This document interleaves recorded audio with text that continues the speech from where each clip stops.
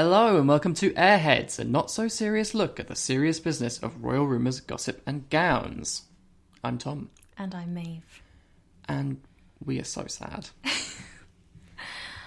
I honestly feel like I'm mourning a little bit. I've been upset about this happening for a while, but I did not realise the pure sadness that would hit me once these announcements came through and once it became so apparent that yes, they're going to be leaving the country, they're not going to be here much at all. Of course, we're talking about Harry and Meghan. Yeah, last week or the week before when we did our emergency episode, right after they posted that statement on Instagram that they were going to be carving out a progressive new role in this institution of the royal family. Tom and I were so excited and we thought, oh my god, is Meghan finally going to actually modernise the monarchy and make it relevant for the 21st century? Is there a way that this can be done? And we were so looking forward to seeing what that would look like, and now it just feels like that's been completely slapped down. The monarchy has just proven itself to be this archaic, irrelevant, fusty old institution that is, really rotten at its core and can't figure out a way to support and properly ingratiate a biracial woman who actually just wants to work. We've talked about it on the podcast before, but we went to be in the crowd at the wedding and what a happy occasion that felt like. Yeah. It's really the only occasion I can really remember being at where I was surrounded by Union Jacks and I didn't feel really uncomfortable with it. I feel like the flag is so often tied to things that I don't agree with. But that event felt full of hope and promise, and honestly, the country was changing and looking forward. And I feel like that hasn't happened. I feel like whatever we were all feeling there on that day wasn't strong enough. I can't imagine how black women in the UK are feeling right now, seeing what's happened to Meghan, what's been done to her. A lot of people are saying that Harry and Meghan have got what they wanted, but they should never have been put in a situation where they wanted what they wanted. They shouldn't have been made to feel like they needed to leave, and that is the core of the sadness and, like you say, mourning that I am feeling. Yeah, and it really hit very hard.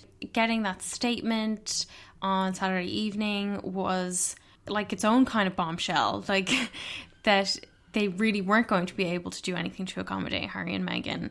You've probably all read the statement by now, but we'll just break it down a little bit. So it starts, very notably, I think, following many months of conversations and more recent discussions, I am pleased that together we have found a constructive and supportive way forward for my grandson and his family. So immediately she is shutting down those claims that she was totally blindsided by this, because this isn't something that happened in the last few weeks. This is something that they've been talking about for many months, and also that they have worked together to come to a resolution with this, having that kind of intimate way of saying my grandson and his family and emphasising that family connection, something she did a lot in her statement after the Sandringham Summit last week, which we'll talk about a little bit later. Yeah.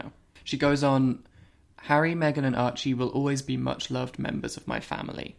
It's really a case of show, don't tell is how I feel about this statement. You can say that they're much loved members of your family as much as you like, but what effect has that had? They haven't bothered to defend Meghan. They haven't tried to protect Harry, Meghan or Archie from the scrutiny. Yeah.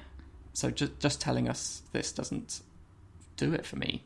Yeah, I really think after Danny Baker, the BBC radio presenter, tweeted that picture of Harry and Meghan leaving the hospital with a chimpanzee in reference to Archie, that would have been a moment where somebody could have said, this is deplorable. This is an abhorrent way to treat the newest member of our family. That's where a personal statement from the Queen could have really come in handy rather than this. But for people who are saying they don't do this defending thing, they were absolutely straight off the mark defending Kate when it was implied that she got Botox. So they do this. They could have done this, and they should have done this for Harry and Meghan. The closest the Queen's ever going to come to acknowledge any of that racism comes the next line, where she says, I recognise the challenges they have experienced as a result of intense scrutiny over the last 2 years and support their wish for a more independent life. That to me is way too little, way too late.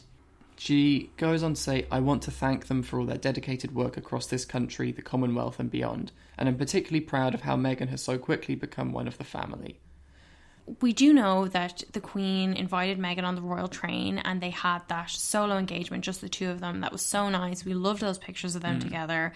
And that was really a very clear statement that she was welcoming Meghan into the fold. But that was a long time ago and things have really changed since then, and she could have done anything else like that. It didn't even need to be a night on the royal train. She could have had Meghan come to any of her engagements. Charles and Meghan could have done an engagement together. Very easy way of saying this without having to wait until Meghan was leaving to say it in a statement. I mean, and the other thing that comes to mind for me is, how much does Meghan want to become one of this family anymore? It does make me sad though, because I remember, was it like a couple of years ago when Harry was doing that guest editorship of the BBC Radio 4 programme, and he said that this is the family that Meghan never had. And I know people were quite annoyed about that, but like really like now it looks like both sides of the family are families she wouldn't want to have, you know, with the exception of Dory Ragland, obviously. And then the statement concludes, it is my whole family's hope that today's agreement allows them to start building a happy and peaceful new life.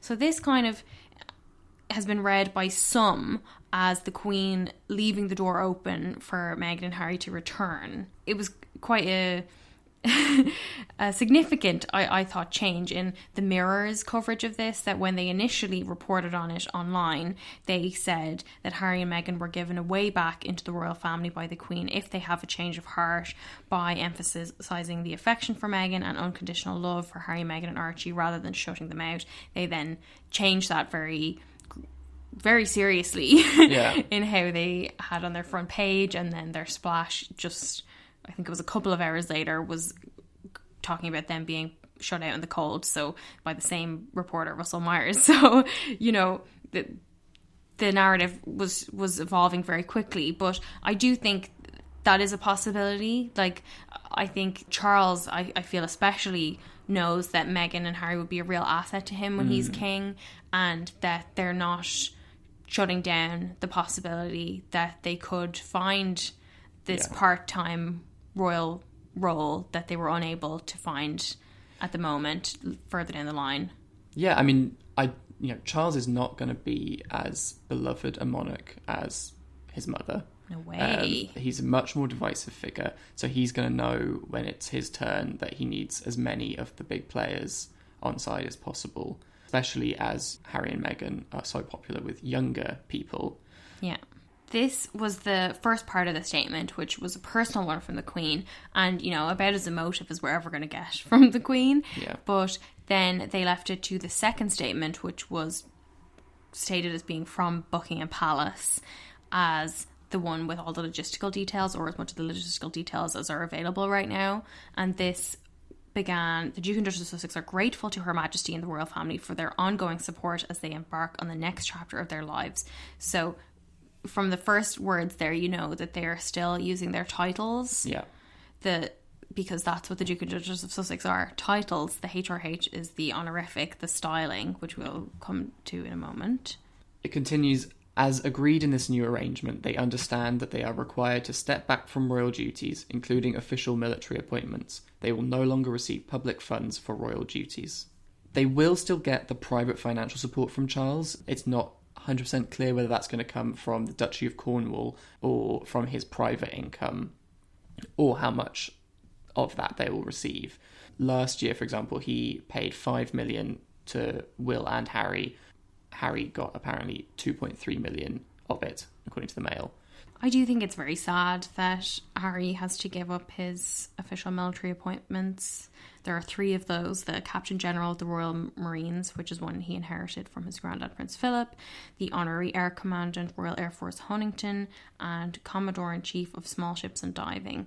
Now, I also think it's a very bad look that I think Harry is the only current member of the royal family who ever served in the military in an active war zone.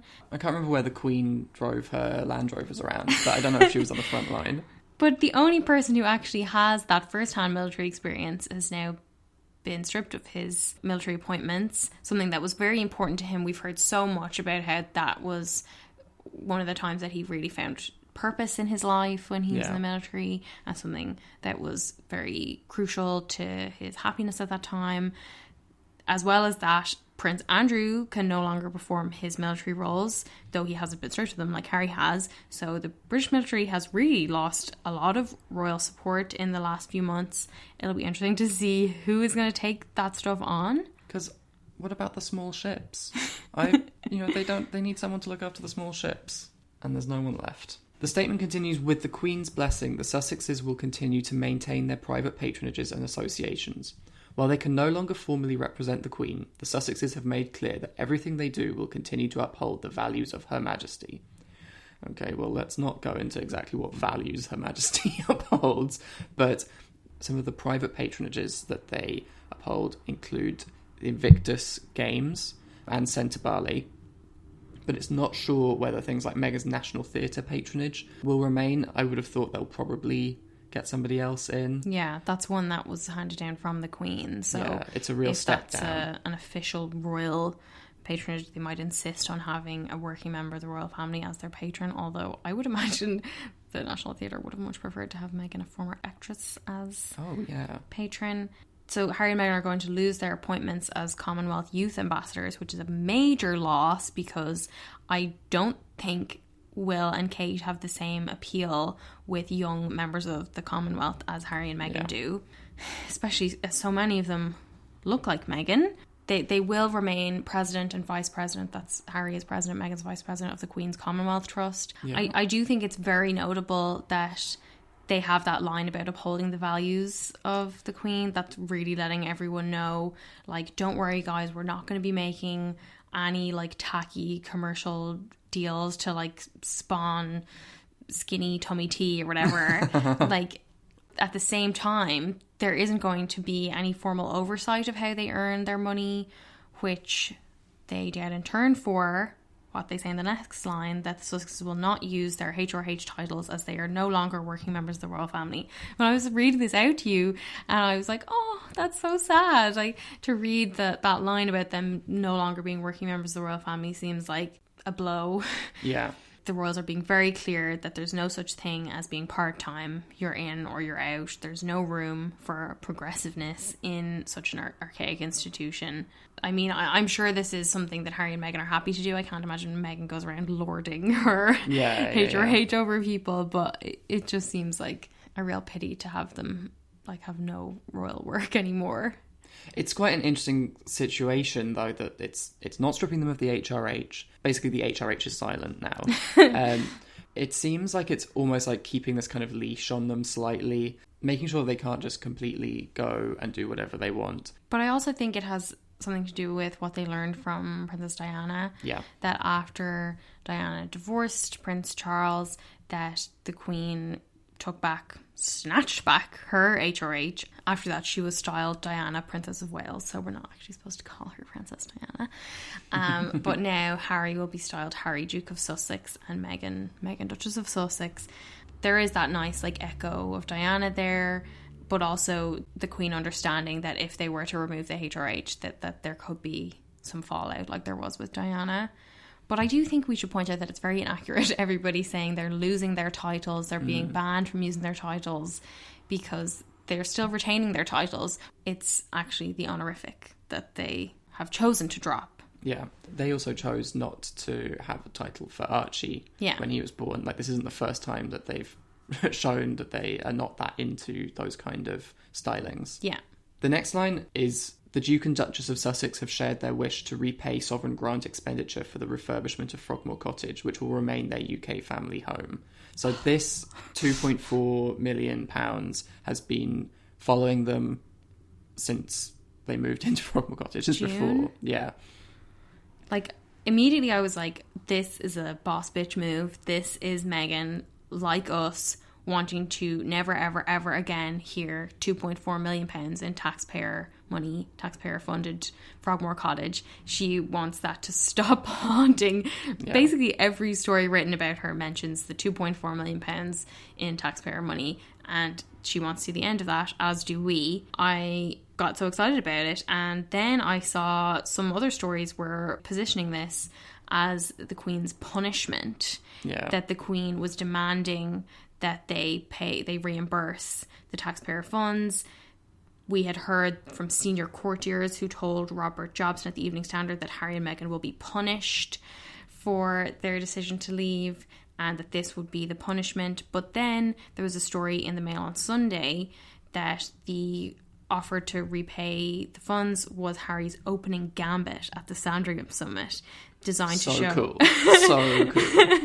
designed to show he was serious about his threat to quit the firm and give up the trappings of royalty, that he almost immediately offered to pay back the money, with a source saying he put it on the table very quickly. It certainly got things moving. It was clear he was serious. I mean, I'm sure put it on the table is just a figure of speech, but in my mind it's him slamming down a piece of paper with £2.4 million written on it. Also, I think we've talked about it before probably, but it's worth pointing out that Frogmore Cottage was due to be refurbished anyway. Yeah. You know, if they didn't move into Frogmore Cottage, they were going to have an apartment in Kensington Palace refurbished for like over £4 million. So it's just another aggravating way of a story being spun, which grinds my gears, Maeve. Because I was very upset this week when I heard that staff at Frogmore Cottage were being let go and that the house was being shut up. I was so upset that Meghan would never come back to the UK again. But apparently, according to this statement, they will be maintaining it as their base in the UK. So Meghan's like immaculately Soho House style home with her loaf sofa will not remain vacant forever. And they're going to be paying rent, which I'm very interested in, because I don't know if they're paying rent all year round and they can just drop in whenever, or if it's only for when they're living there. So basically, is the Queen a new superhost? Is she running an Airbnb?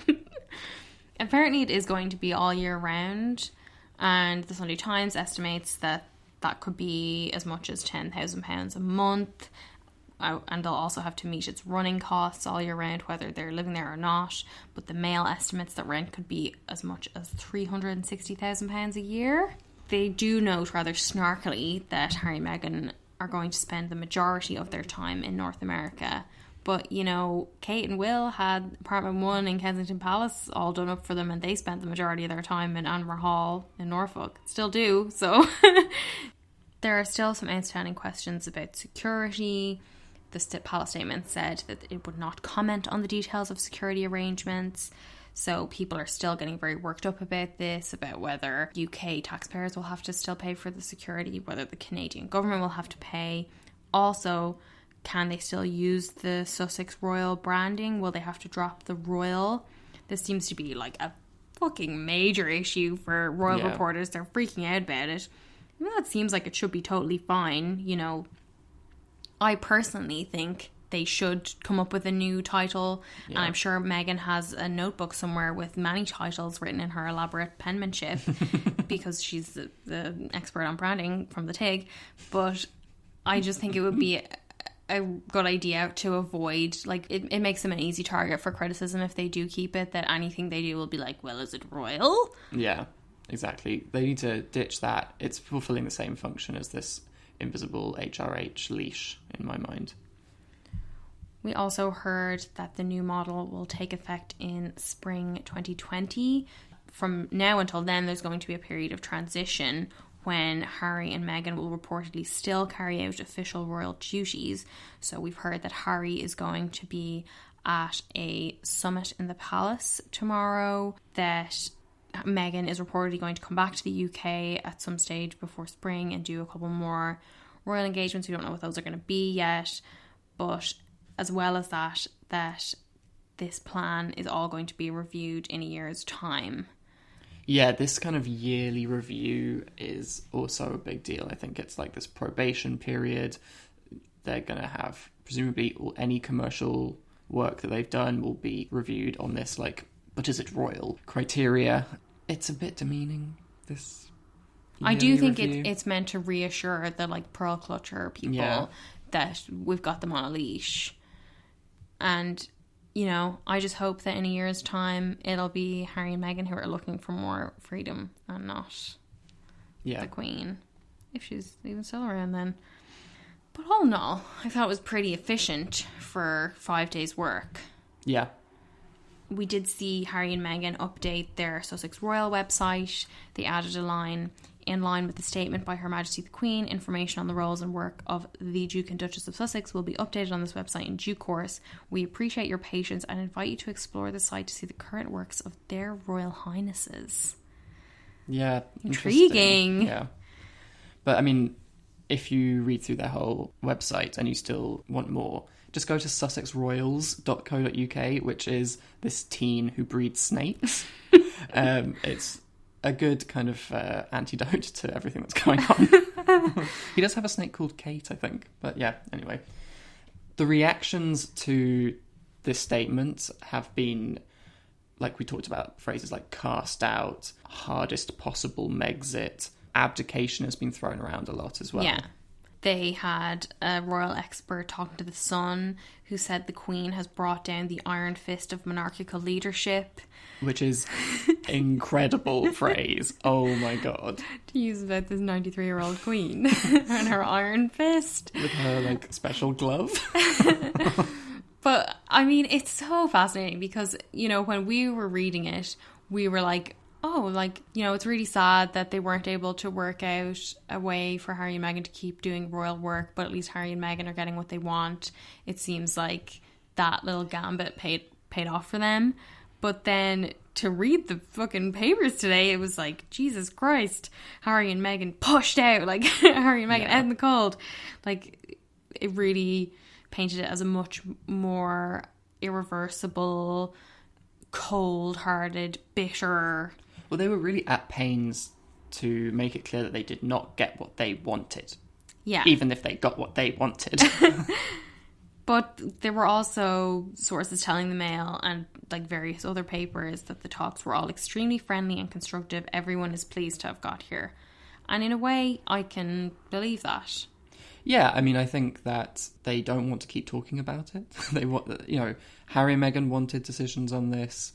This now means that Will and Charles will probably have a big bit of work ahead of them planning, you know, who's going to fill the gaps, how the slimline monarchy is going to work when it really is looking pretty slim at the moment. Yeah. But, you know, that's work that needs to be done and they can now get on with. I think we should look a little bit at, like, the build-up to all this and, like, the timeline, because we were so... you know, shocked by the statement, if not surprised by the move to leave. And there was so much talk about the Queen being blindsided and how could they not even tell the Queen. Yeah. Some, like, pretty amazing front pages in the days after the statement. But Robert Jobson, the royal reporter who wrote an authorised biography of Prince Charles a couple of years ago, he has good sources, obviously.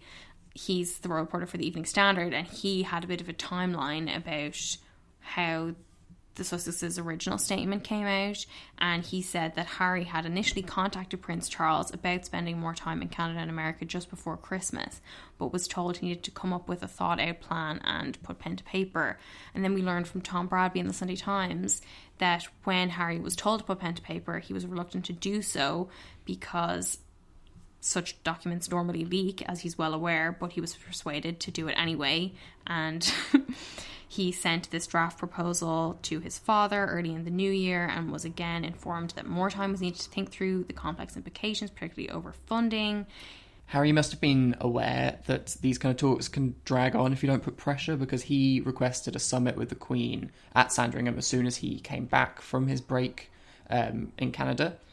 And he was told that while the Queen was happy to meet with him, she would not discuss his wish list before he had discussed it in detail with his father. So they're sort of being sent around in circles, like, fill this in, take it there, no, you have to go there. Yeah. You know.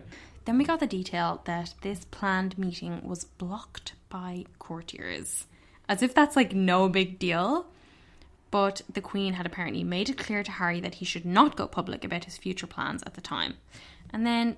obviously, someone leaked the plans to Dan Wootton at The Sun.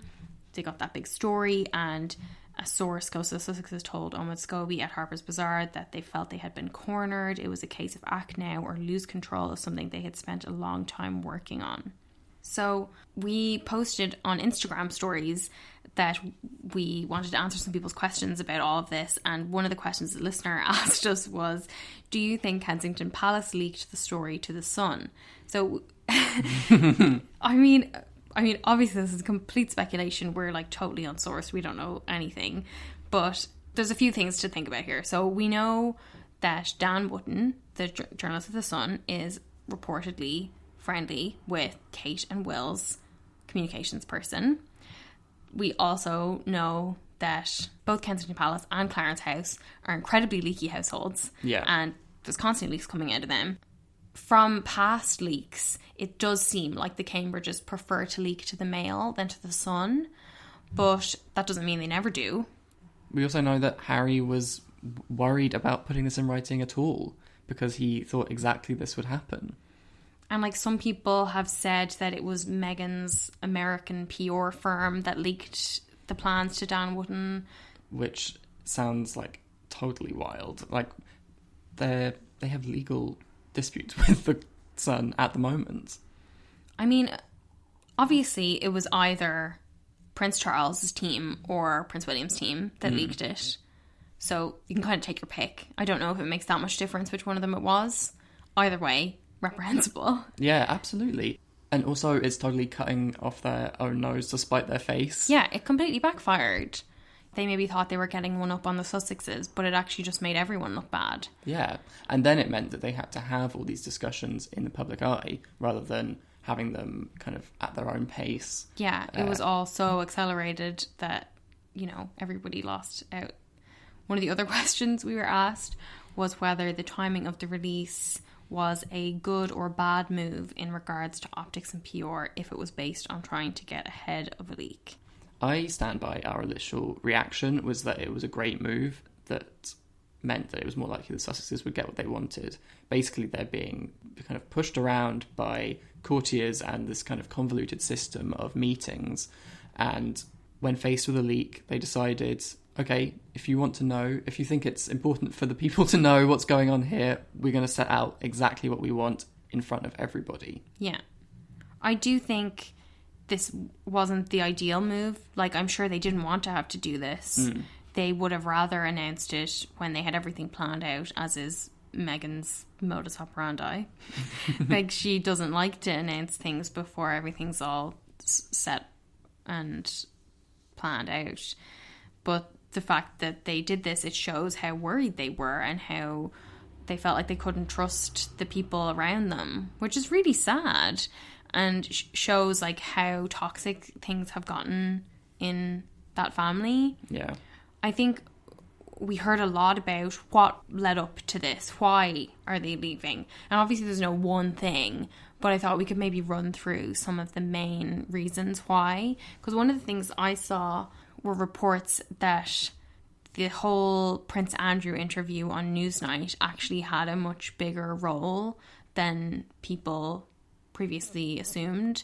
That, which makes so much sense. Like, Meghan's whole thing at the moment is that she wants to be seen as somebody who champions women's rights and is very involved in women's issues, and there is no way that she could be taken seriously or seen as like a credible activist if she's like schmoozing with Prince Andrew or spending Christmas with him, pictured with him. You know, victims and survivors wouldn't take her seriously if she was associating with someone who had done this interview where he expressed no regret or empathy for Jeffrey Epstein's victims. So I feel like that makes a lot of sense given what we know about Meghan. Absolutely. And I mean, I think in addition to that, there's also, how would you feel if you were Meghan and you've been told that there are so many things you can't do and you can't say, and the kind of reason you're given is like, the royal family doesn't make these grand statements, we keep everything on lock because we've got to kind of protect our neutrality, we've got to do this. And then she sees that Andrew just goes and does this fucking interview where he trashes the whole house. Where he shits himself on TV, basically. Yeah, exactly. So, I mean, in addition to very publicly taking stands against all the things that Epstein, you know, is linked to, she sees the total hypocrisy of how different members of the family are treated. And then looking more towards Harry, it seems like from other reports that his revised media policy seems to have been a key reason why he wanted to step back from the senior royal status, particularly because he wanted to get away from this royal rota. And Rebecca English, the royal reporter for the Daily Mail, had a big piece this week on the 15 years she spent covering the royals, particularly Prince Harry. There was this bit in it where she was talking about how all too often he would grill me about what I or other members of the media had written about him. His honesty was welcoming and refreshing, but he would also talk about the supermarket magazines he picked up, voraciously devouring every article about his love life, riddled as they are with falsehoods. In recent years, he had even taken to scouring online articles and the comments underneath. If it's being said about me, then I want to know it, he would say, pretending to hold a notebook and pen.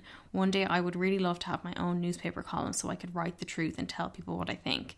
I mean, this does make him sound like the most extreme version of the kind of paranoid about the press Prince Harry that we've talked about before. And, you know, we've heard things like apparently he made a comment on the royal tour to Australia to the press pack, thanks for coming, even though you weren't invited, and like making kind of snide comments like that can be very rude. We saw him snapping at Rhiannon Mills, the Sky News reporter, for asking him a question in South Africa where he said, don't do this. Obviously there's like a lot of tension. We've talked about this so much, about how he still blames the press for the death of his mother, and you know, there's a lot of validity there in like the role that paparazzi had to play in her death, but at the same time there is that sense of it going too far. And if it is true that he, like, I mean, what could possess you to spend time late at night scrolling through online comments on web stories about you? Like, that's just a recipe for madness. Especially when so many of the articles that they're commenting on are like full of things which are untrue anyway. It's not even people's comments on something that's real. I do feel like hopefully Meghan would have instructed him in being more mindful about stuff like that. And oh yeah, I think she probably monitors screen time for both Harry and Archie. Then there was another very interesting claim that came out this week. So in the past kind of week and a half, since the statement basically, we've seen all camps rushing to the papers giving like their side on like the family dynamics. And at one stage it got too far because we had a joint statement following a Times article that reported the Duke and Duchess of Sussex regard themselves as having been pushed away from the royal family by the, quote, bullying attitude of his brother, the Duke of Cambridge. And this apparently was a step too far, because we saw a very, very rare joint statement from William and Harry that said, despite clear denials, a false story ran in a UK newspaper today speculating about the relationship between the Duke of Sussex and the Duke of Cambridge. For brothers who care so deeply about the issues surrounding mental health, the use of inflammatory language in this way is offensive and potentially harmful. So when this statement came out, I immediately thought it was about a story that was in the Sunday Times the day before, which was a lot worse, I thought, which had what seemed like a direct quote from Prince William that he allegedly told a friend, I've put my arm around my brother all our lives and I can't do that anymore. We're separate entities. I'm sad about that. All we can do and all I can do is try and support them and hope that the time comes when we're all singing from the same page. I want everyone to play on the team. But nope, no problem with that one. Yeah. Well, I mean, we were asked by a listener, clearly the William statement is not a real quote. Where did it come from? Yeah, it probably is a real quote. Yeah, but it's not one from a conversation. This is one that has been dictated. Like, he most likely, I mean, again, total speculation. We don't have any sources on this. He probably dictated it or had someone from his office dictate it and say, this came from a friend. Yeah, absolutely. But, you know, really that joint statement about how they care so deeply about issues surrounding mental health, like, this makes me think that it's completely true. The fact that they've gone to deny the idea that Harry and Meghan felt bullied by Will makes me believe that it's true, personally. And also makes me think that the only thing they're interested in is protecting Will's reputation, because that's all this statement serves to do. that rather than contradicting the many gaslighting-y comments that he has made about his fragile brother. that he's so worried about. We've seen so many comments from Will like that, and it's this one that they take issue with. That made me really annoyed. It made me just think that everything that he says around mental health is like bullshit. I mean, it just makes all of their talk about mental health feel so empty. Yeah. And it also is really illuminating about what they see fit to make statements over. Like, of all the things, of all the stories that have been written about Harry and Meghan, this is the one that they're like, we gotta contradict this. The Mail also reported that there was added tension when Prince William felt his announcement of the Earthshot Prize had been overshadowed by that Sussex Royal video for the new year with a new picture of Archie in the Ugg boots. I mean, this is like such a bad look for Will. Get a grip, like, Will. Hunched over his phone like, this child must go. Like, you know, you can be interested in the Earthshot Prize and also like momentarily be like, oh, that's a cute picture of Archie. Like momentarily buy loads of Ugg boots online. But it just, yeah, such a bad look. We also had Meghan's side of the story when a friend of hers went to People magazine. They had a big cover story. We can't get People magazine over here, so we've just been reading the extracts on their website. But they've had bloody tons of them. A particularly good one was a friend saying, this is not how they wanted to handle this, but Meghan and Harry's hand was forced. There is so much bad blood in that family, it's toxic. I know they got bad blood. I mean, I don't think any statement that I've read around this whole situation has rung truer than there is so much bad blood in that family. It's toxic. They've apparently known that they're going to leave since May because, again, according to a source talking to People, the couple welcomed Archie on May the 6th and they knew they were going to hit the nuclear button. The nuclear button. Yeah, people have used this term about going nuclear a lot around Harry and Meghan's statement. You know, when you're a bit younger, you are happy maybe to make sure everyone else is happy and that everyone's pleased with what you're doing. But you don't have infinite time, you don't have infinite energy. And then when you have a kid and you have your own family unit that you need to look out for, of course you're going to reassess all of that. And it seems like the birth of Archie really emboldened them to do that. But again, very sad that as far back as May, this was something that they were planning. You know, I think it was back in April, the Sunday Times had their stories about how they were considering like sending Harry and Meghan to Africa. And we thought like, oh, this was just like a smear. But clearly it's something that was actually being discussed. We should say, a lot of people have been calling this a Megxit. That is a word that has like been trending. People have been tagging us with that. Don't call it a Megxit. We are not going to be using that word because it has very dark history. A very amazing, wonderful friend of ours, Matthew, did a fantastic study with Storyful for Sky News about the history of Meghan's online abuse, and it showed that this word Megxit is one of the biggest terms used by very vicious racist trolls, and that's what they call it when they refer to, they have these campaigns about how like the moon bump, they say Meghan faked her pregnancy, lots of other like really, really horrible things we're not going to talk about, but that's the term that was always used and is associated with that kind of conspiracy theory troll community. And when you see it on the front pages of national newspapers, that is so depressing. Yeah. Call it a Sussex if you have to, but honestly, like, it's lazy trying to compare everything to Brexit. It's like Watergate, gate stuff they do in America. We don't need a little snappy title. Yeah. Especially one that is originated in racist trolling and conspiracy theories. And when you use it, you make those people feel like they've won.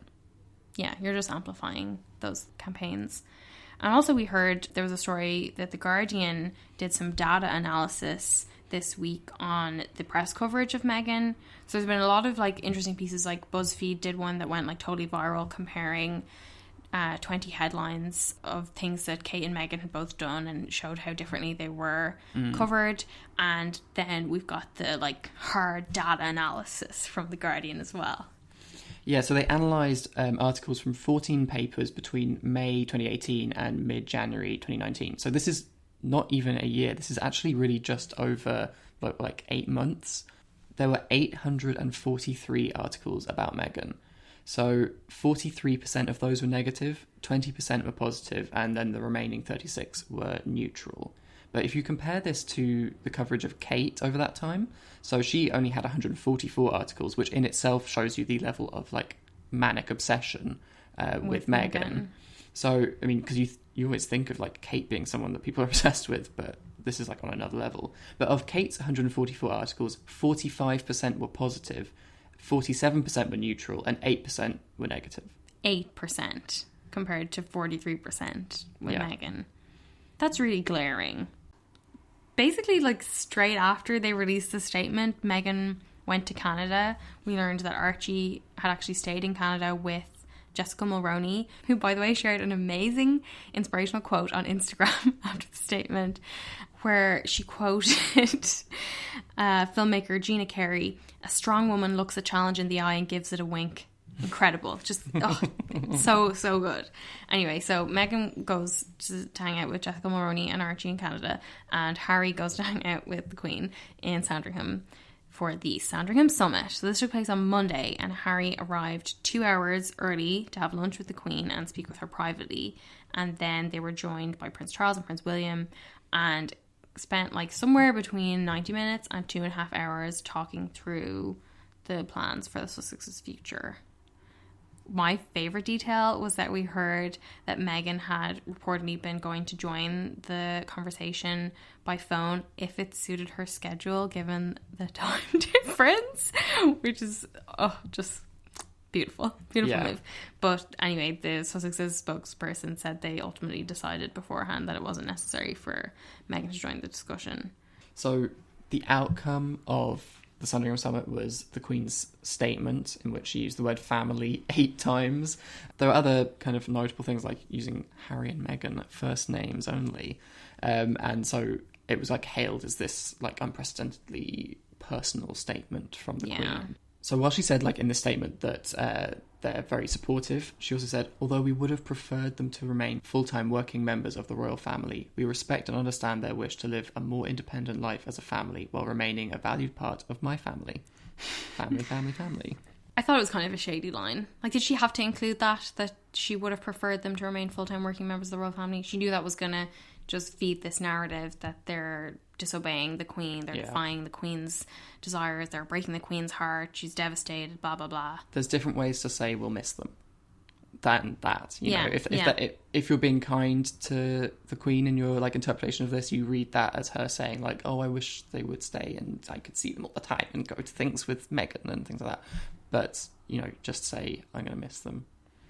She also included the line, Harry and Meghan have made clear they do not want to be reliant on public funds in their new lives. And people have like been so shocked by this because it's probably like the first time anyone's ever heard the Queen talking about money publicly. And that is like very gauche, very lower class, very downstairs behaviour. But effectively this whole statement was like just like a holding statement until we got the one that we got on Saturday. It was basically the statement that they should have put out as soon as Harry and Meghan had made theirs. Yeah, without the line about what she would have preferred. Yeah. But Harry was also back out working this week. He had an engagement at Buckingham Palace on Monday, at which he reportedly laughed off questions about the discussions around his future, which I would have loved to have seen on camera. But after the deal was done on Friday evening, he was seen at the Brook House pub in Fulham with some of his buddies having dinner and drinks. I love this for him. Yeah, this was like a little tiny ray of sunshine in the reporting. So a source told The Sun he seemed very happy and relaxed. He was sat in the middle of 7 guys and they spent a good few hours laughing and joking. He seems like he was just a normal guy, enjoying a few beers and a meal with his pals. This is such intriguing timing as well, because in that big People story, another one of the extracts said that Harry had cut off many of his friends following getting married to Meghan, and 6 months into her pregnancy, he had apparently like cut all ties with loads of his like old toffee buddies. Yeah. But this is kind of showing like here he is with 7 guys. Yeah. Like all of those stories about how he used to be a guy who just liked having drinks with his mates, with the boys, and now he's like fucking doing yoga and like getting like avocado enemas or something with Meghan. But it's like such a contradiction of all that nonsense that I wonder, did he want to be seen? We also saw a resurfaced clip of Harry chatting with the Disney CEO Bob Iger at the Lion King premiere back last summer. Like basically trying to land Meghan a voiceover deal, which she has now landed in exchange for a donation to an elephant conservation charity. So pretty like A+ networking, right? Really good, and shows, you know, this is modern day chivalry. When you open a door for a woman, it should be a professional advancement door. Love those professional advancement doors. But we should talk about Meghan, what Meghan's been doing in Canada. Yeah, well, she's, you know, I guess working on her voiceover work. She's been driving herself around. All these photos of Meghan driving to the airport, driving to the supermarket, driving to a drugstore parking lot. Reminding herself how to close a car door.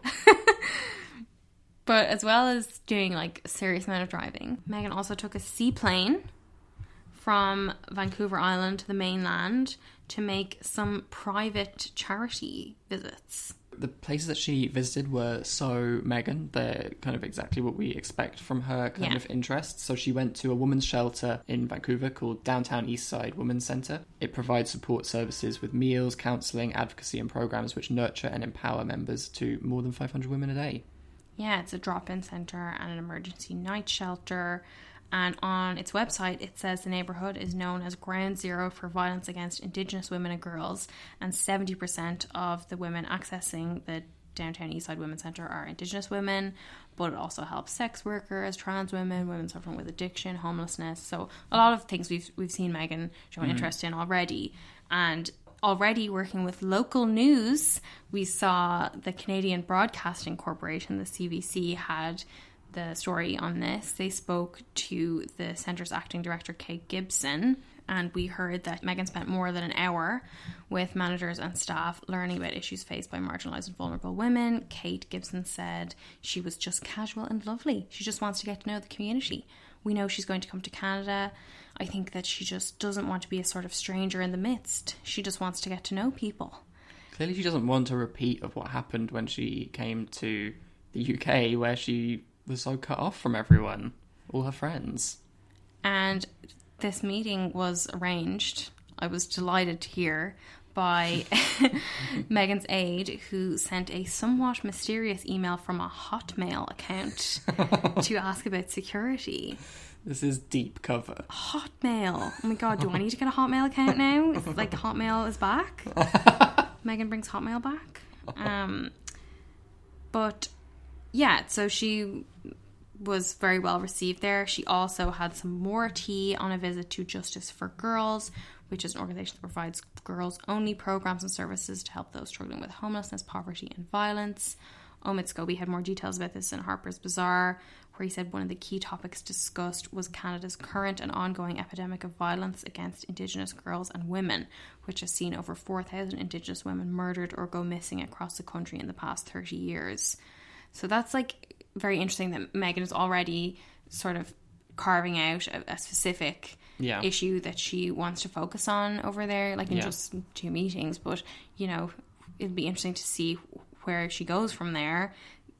The co-director of Justice for Girls, Zoe Craig Sparrow, told Bazaar, "We were very moved by the Duchess visiting us despite terrible weather conditions in Vancouver and her very recent arrival. We were struck by how engaged and informed she was on the issues we discussed and how quickly and gracefully she put us at ease." That's nice, isn't it? So good. I mean, what's great about Meghan is she has like overarching themes that she's very interested in, and you can see from wherever she's gone, she's, you know, wanted to work on those issues, but she's also incredibly geographically specific, and she listens to what is needed in that specific place that she's in. So yeah, it really gave like an insight into what Meghan wants to do going forward, which is exactly what she wanted to do in the UK if they had let her. Yeah. So she's just like showing everyone what they're missing, basically. And it's very reassuring to people like us who want to keep following what Harry and Meghan are doing. Yeah. I do kind of hope that she figures out a way to diversify the photos that come out of these engagements, because they look like it was the same thing, because she's wearing the same outfit standing in the middle of a group of women. So hopefully we'll see some new compositions, new poses. Oh, yeah. Maybe outfit changes. I don't know. We'll see what happens. Okay, I think we should just briefly talk about Thomas Markle. Because, you know, as if there wasn't already enough Sussex drama, on Tuesday we learned that court documents had been lodged in the case that Meghan is taking against the publisher of the Mail on Sunday over its publication of extracts from a letter that Meghan had written her father. And it revealed that Thomas Markle had given lawyers some previously unseen texts to show his deteriorating relationship with Meghan. The Mail even published some of these texts, although from what I saw, they were mostly just his side of the conversation. We don't know what Meghan replied, or if Meghan replied at all. I think she's probably wised up and was like, I shouldn't be giving him anything further that he can give to the press. But Thomas Markle accused Prince Harry of treating his heart attack before the wedding as an inconvenience. He wrote, I've done nothing to hurt you, Meghan, or anyone else. In another, he said that Meghan had written him off.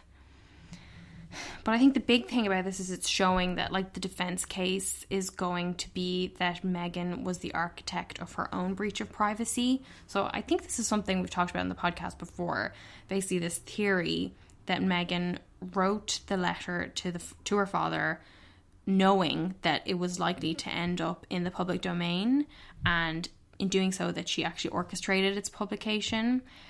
So the two things kind of they're arguing here. One, that her impeccable penmanship with no crossings out indicates that she anticipated it would be seen by third parties. That's so funny. Did Meghan ever envisage that her calligraphy training would possibly become her downfall? She's just too good at handwriting. But the second reason is that she allegedly authorised her friends to mention the letter in an interview in People magazine 6 months after it was written. So that's neither confirmed nor denied by the palace. But, like, presumably, if Meghan had done this, she did it knowing that Thomas Markle wouldn't be able to resist running to the tabloids with it to defend himself or to try sell it or something. You know, it'll be interesting to see what comes out of that. Because in a way, I find that plausible. Yeah, I can see that being a plan that they would have, that Meghan would have. But it also seems like a weird thing to be able to, like, prove legally. Like, knowing that he would react in that way isn't the same as forcing him to react in that way. But I'm actually not a lawyer. So. We heard from The Telegraph that Thomas Markle is prepared to testify against Meghan in court. The Telegraph is describing it as the trial of the century. But I feel like no way anyone would ever actually, like, put him on the stand. He'd just fall apart. Yeah, absolutely. But, you know, speaking of embarrassing relatives, another question a listener had asked us was, why didn't the Queen express disappointment at Andrew being friends with sex trafficker Jeffrey Epstein, or with him airing all that dirty laundry in his BBC interview? I think, like, the short answer is that I don't think the Queen really cares about what Andrew's done or might have done. I don't think she particularly has a lot of feeling for the women involved, and I think she's more interested in protecting her favourite son. And here we arrive at the thing that made me incandescent with rage this morning, because usually we record before we get the pictures of the Queen going to church, but we had so much to go through today in our notes that we were a bit later, and but also the pictures came out earlier and way clearer than usual. Usually we get those, like, kind of shitty pictures taken through the, like, dark window of a car. Yeah. Where everybody looks kind of blurry. Sweaty. This time, the Queen wanted to be seen. She wanted to be photographed. She wanted everyone to know that she was going to church with Andrew, We got pictures of them walking into church, not just in the car. Very clear. The Queen, huge fucking shit-eating smile on her face. Like, Andrew right beside her. Just the two of them. No one else has a buffer. Straight away, these pictures were the web splash for the Mail, the Mirror, the Sun. We had headlines like Smiling Queen reemerges with Andrew. Back in the fold, Queen makes a very public show of support for Andrew. Queen beams now Meg's deal is signed off as she attends church with Prince Andrew. Like, this is all very calculated. This was done on purpose. The Queen wanted everybody to know her and Andrew were tight. Andrew is not the problem. She also had lunch with Andrew in Sandringham. He was seen driving to have lunch with her on Saturday, just after the deal presumably was finished. And we got headlines about him being back in the fold then as well. Like, the message here is the Queen will continue to support and continue to protect Andrew immediately, right after the Sussexes are out. He gets to keep using his HRH. He gets to keep living in Mummy's house. He gets to be considered royal, even though he's not a working royal anymore. Like, of course Harry and Meghan wanted out of this fucking shit show. Yeah. Because it's despicable to see her schmoozing around with him, looking delighted to have these, like, horrible headlines about Harry and Meghan in every newspaper, fucking dominating all the TV shows. Knowing that it's coming off, weeks of talking about how she was hurt and disappointed by Harry and Meghan, and even this statement of, like, she would have preferred them to stay and everything. It's just reinforcing this idea that Harry and Meghan are the ones that have let down the royal family, let down the Queen, whereas Andrew, who is reprehensible, has now literally back in the fold. To have these new pictures of the Queen with this enormous smile on her face after Harry and Meghan have agreed a deal to leave, the message is clear. Yeah. She's happy to see them go. She's delighted they're gone. It doesn't suggest she's happy that they have found a resolution that will allow Harry and Meghan to have their peaceful new life. No. She's happy that they're out of the picture and she can stick around with Andrew and continue to protect him and not have any annoying, oh, Granny, like, are you sure this is the right thing to be snuggling up to Andrew in public all the time? This made me so disappointed. Yeah. Like, I don't have a great view of the Queen anyway, but this just really showed how absolutely rotten things are in the palace and in that family. However sad I am that they couldn't find a way to accommodate Meghan and Harry, I think Meghan and Harry in the long term have dodged a bullet. I totally agree. We saw that Amanda Thirsk has finally reached a legal settlement to end her employment in the royal household. So this is the woman who is, she's largely taken the blame anyway for arranging the Newsnight interview. She's Andrew's private secretary. Yeah.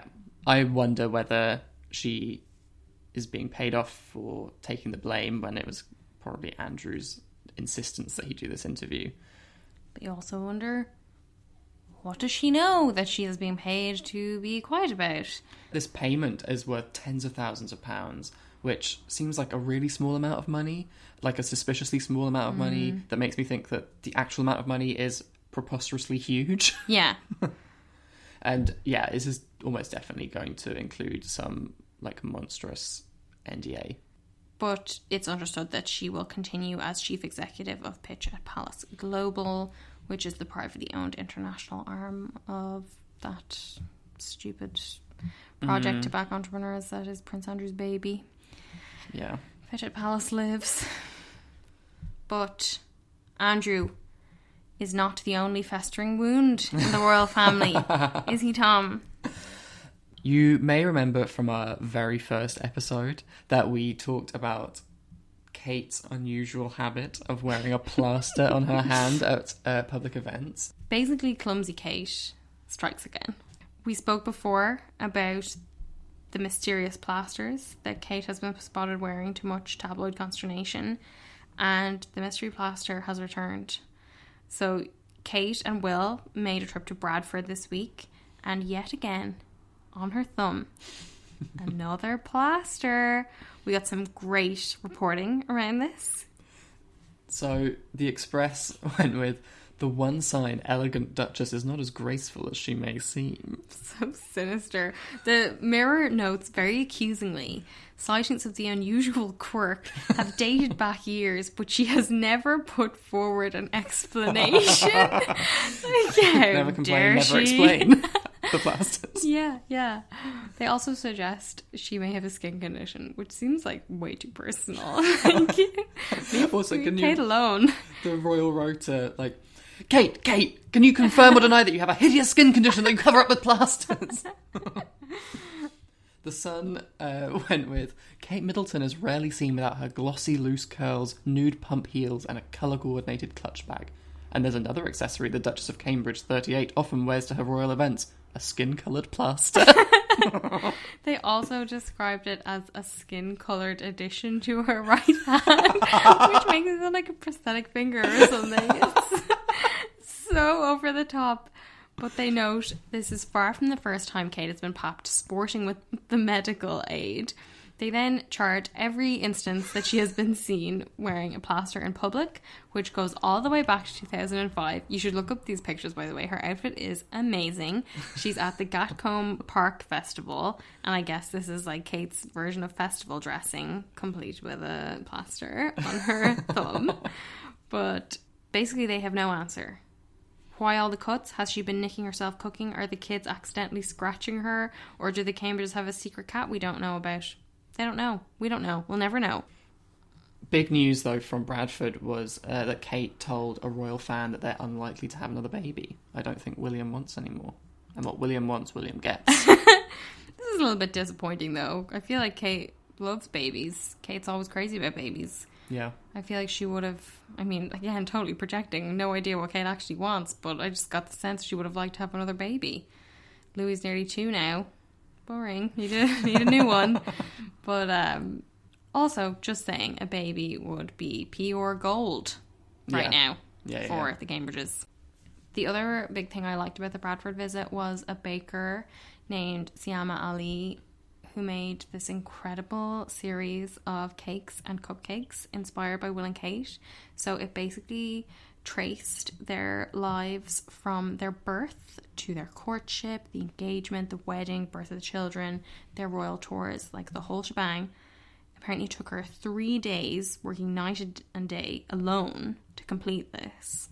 It looked pretty amazing. Yeah. It was huge. Like it had all these, it was all red, white and blue icing, had like little gold frames with pictures inside. Everything was edible. That was incredible. I thought edible frames. And she was rewarded by Will saying, "Wow, well done you." Wow, amazing. Honestly, Mary Berry would be very impressed. And he mistook the picture of himself as a child for a picture of Charlotte, or our little Lottie, as he called her. Leonid. Yeah, it was a bit of a lukewarm response to like 3 days of work. I thought could have been a bit more enthused. Kate was good. She was like me, very impressed with the edible frames. I hope they ate some, that poor woman. On to our quote of the week. There's been a lot to sift through. I know, there's been so much. I think this isn't technically from this week, it's from last week, but because we didn't have an episode last week, I'm going to use it anyway. So we've talked about Afua Hirsch before. She's written lots of pieces about Meghan. She's been on TV talking about Meghan. She did in that Tatler cover story about whether Meghan is good or bad for Britain. She wrote in favour of Meghan. She does lots of other things not related to Meghan anyway. She's an author and a commentator and on lots of other topics. She wrote a really good piece for the New York Times with the headline, "Black Britons Know Why Meghan Markle Wants Out." And our quote of the week comes from that, the final line. "Ironically, by taking matters into their own hands, Harry and Meghan's active leaving, 2 fingers up at the racism of the British establishment, might be the most meaningful act of royal leadership I'm ever likely to see." Totally agree. Yeah. Fit for Queen? Who's going to be, Tom? I'm going to go with Meghan. Yeah, it's got to be Meghan. So Meghan is back over in Canada, and we learnt from Canada's Entertainment Tonight TV that when she moved over to London back in 2017, she packed up her clothes and put them into storage in Toronto for use at a later date. So she's clearly accessed this time capsule of her 2017 suits-based wardrobe, because she was spotted this week in this beautiful cable knit jumper by The Row, which is from her Suits wardrobe. She actually wore this jumper on an episode of Suits. As you know, Tom and I are huge Zaniacs, huge Suits fans. And looking at these lovely pictures of Meghan smiling with the two organisations that she visited, some eagle-eyed Meghan fans at Mad About Meghan realised that it was the same jumper that she wore in Suits. And any callback to Rachel Zane is going to get a lot of love from Tom and I. Remember that Rachel Zane was a legal mastermind. That is what Meghan is channeling now. Which brings us to first in line. I'm going to go with Harry. Yeah? Yeah. I think that going to that Sandringham summit on his own must have taken a huge amount of courage. Yeah. Standing up to family is always difficult if you've got any kind of conflict, but you know, to go up against one that can not only call on family but on things like duty and talk about the country as a whole and centuries of history must have been incredibly daunting. Yeah, especially if you feel like you can't trust or you don't have the support of the people closest to you. If you're constantly worrying about them leaking things about you, you probably feel very alone. And I think, yeah, it was really brave to go up against this institution to protect his family. But really, I think it's hard to name someone first in line because it feels like everybody loses here. Yeah. You know, we were so excited about Meghan joining the royal family and what she had to offer. And now, by losing her, the monarchy loses all of that. They lose that much more modern, much more progressive, much more relevant image that resonates with a whole new generation of people and a whole demographic of people outside the usual monarchists. Yeah. You know, she was bringing the royals to a much wider group of people. And, you know, there was a really good piece in BuzzFeed this week by Sandy Rankajua, who wrote about like historically white businesses and brands that claim they want to diversify but fail to do the work to nurture and support their newcomers. She wrote, "You can't expect to benefit from the perks, PR and fanfare of having a biracial princess if she isn't given the space to feel empowered, heard and accepted."